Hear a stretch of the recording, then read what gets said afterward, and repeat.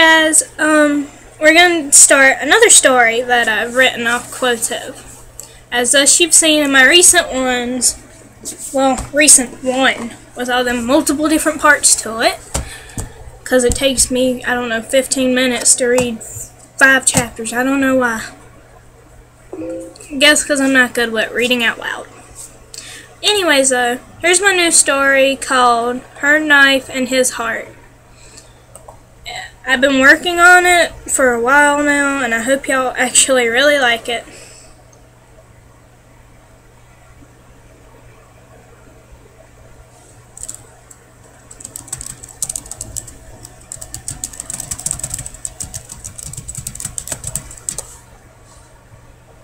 Sorry about that. I had to message Chance because he's at a friend's house and blah blah blah.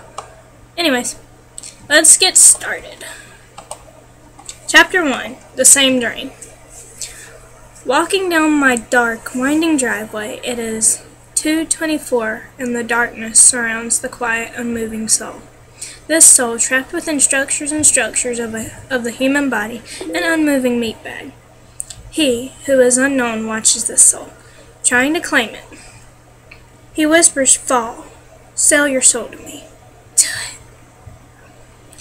But this does not work, for my mind, soul, and spirit are no longer here, but lost within the dark recesses of my own fear and hatred. My thoughts clouded and unknown. The presence of death appearing before me, showing me the downfall of everyone and everything that I ever loved. "I hate you," I screamed, waking up again, only to hear someone bang on the door, telling me to shut up.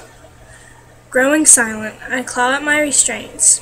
I hate being in an insane asylum, trapped with no ounce of freedom.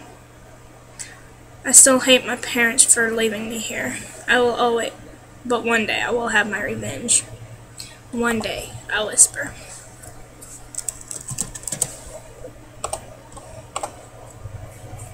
Chapter 2, A New Kid. Morning is finally here. The man came to my room as the usual routine. "Time to get up, Miss Unspoken."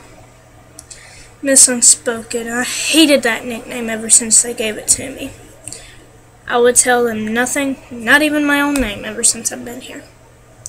I got up, my arms still held tight in the restraints, and walked out of the door and down the hall into the group area, while the others just stared at me. I walked in my usual corner, only to notice a figure follow me, his arms restrained to his sides. "Hey," a rough voice says. I just stare, his long black hair and white hoodie standing in front of me. Unable to see his face, I try to use my hands to move his hair from his face, but he moves away before I can, and instead sits beside me, saying nothing. I look at him, only to notice his blood-red eyes staring back at me from beneath his long hair. I hear a growl escape his lips. "Don't start with me, new boy," I say in a whisper. "Well, that got you to talk. I'm Chance," he told me. I didn't respond, only stared at him. I hear the name and snap my head in the direction it came from. That man called me over there. "It's time to go back to your room now, and you're getting your restraints off in a few days. You better behave this time," he growled. I just rolled my eyes and walked to my room.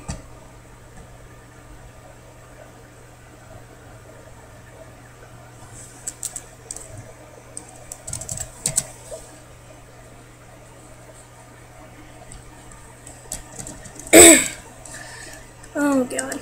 Sitting on the bed, I lean my back against the wall, slightly hitting my head against it. "What are you doing?" I hear the same familiar rough voice call out. I stop until I hear the steps go away from my still asylum door. "No, not again," I whisper. "I can't let him get closer. He'll be killed." My thoughts become clouded until I jump at the cling and clang of keys in the lock. "Get up, girl, it's time for lunch," an unknown voice said.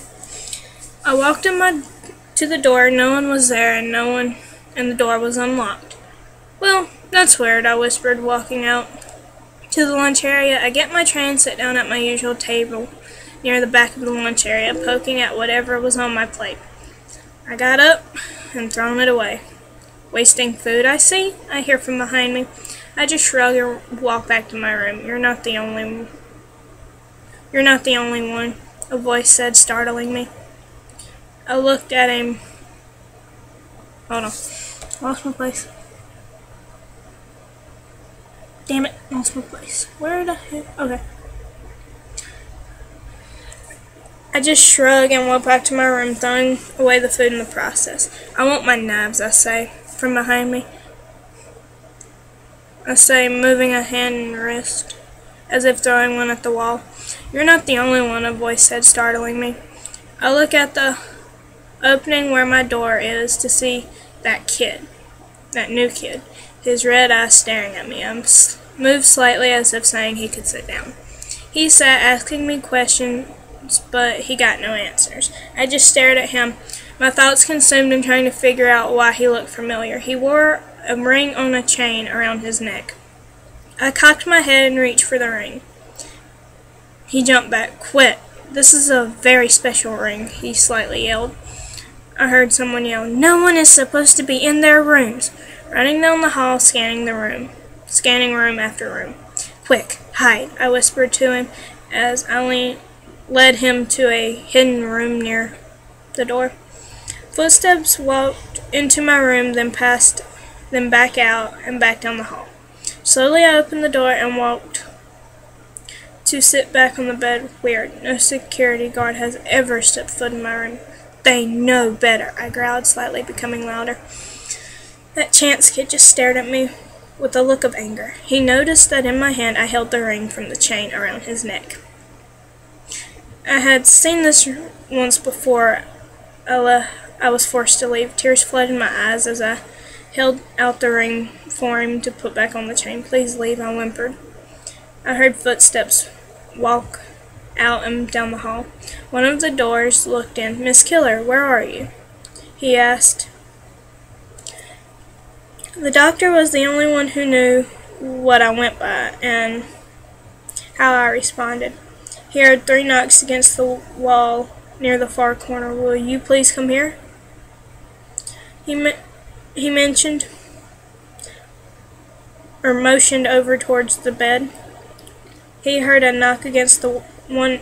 He heard once again. He heard a knock once. He heard me knock. Sorry about this, guys. He heard me knock once against the wall. Sighing, he went to my corner, picked me up, only to notice I had been crying. He took me out of the room, down the hall, past the others, and into another room.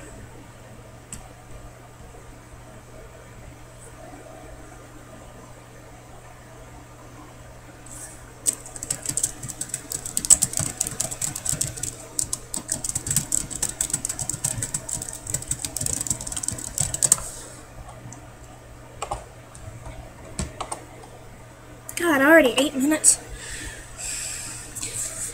I've noticed an improvement, even though the others believe I'm crazy, but I'm going to remove your restraints, the doctor told me. I heard a clink as he turned the key for each restraint and the bang as each one hit the floor. He turned around and I was gone. I ran back to my room, slamming the steel door. I sat in my corner, knees close to my chest, and cried, remembering my past. None of the doctors or security guards could find me, and none could get into my room except my doctor. The night terrors came back, and my eagerness for revenge grew. No questions were asked except from chance. Though my doctor wrote down everything for me, I wouldn't answer many of them.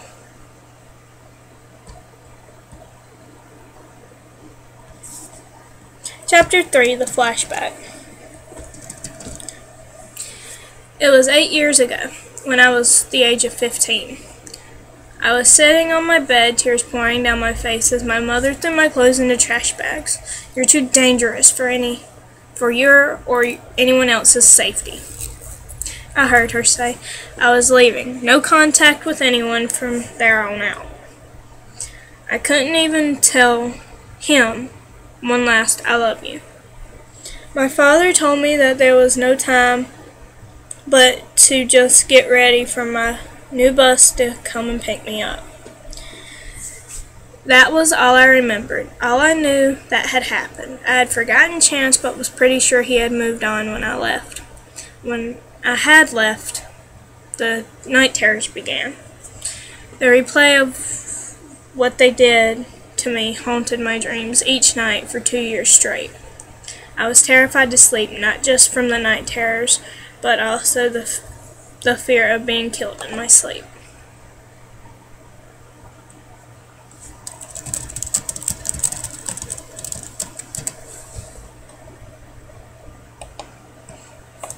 Chapter 4, A New Start. The doctor came in my room. Do you think you'll go out there? He asked. Don't know, I responded, looking at him.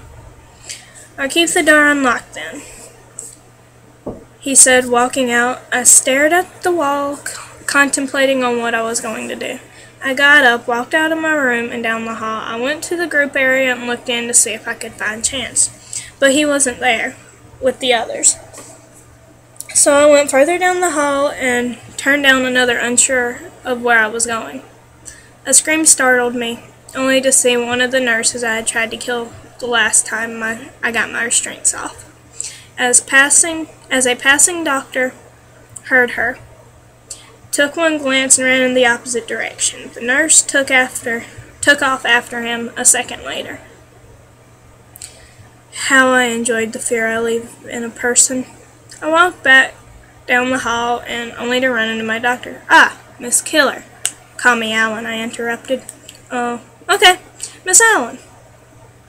Why aren't you in the lunch area? He asked. Don't know, I'll go there now, though, I told him.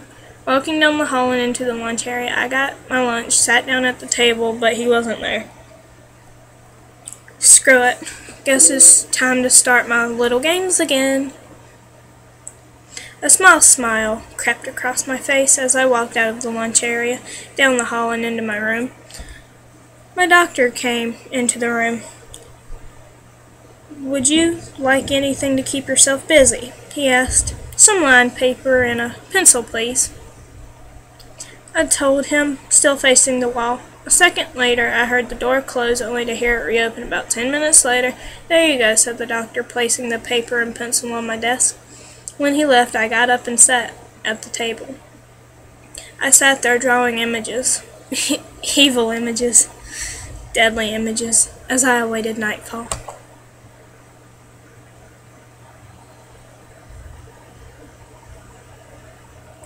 Okay guys, I'm going to stop it here at chapter 5. We'll pick up there because I've only written 7 chapters for this story, so after chapter 5, you've only got 6 and 7, and then I'm going to have to start working eventually on it. So, whenever I get off writer's block on this one. Wish me luck, because I have no damn idea when that's going to be. But yeah, hope you liked the story. Subscribe. Leave me a comment. Whatever.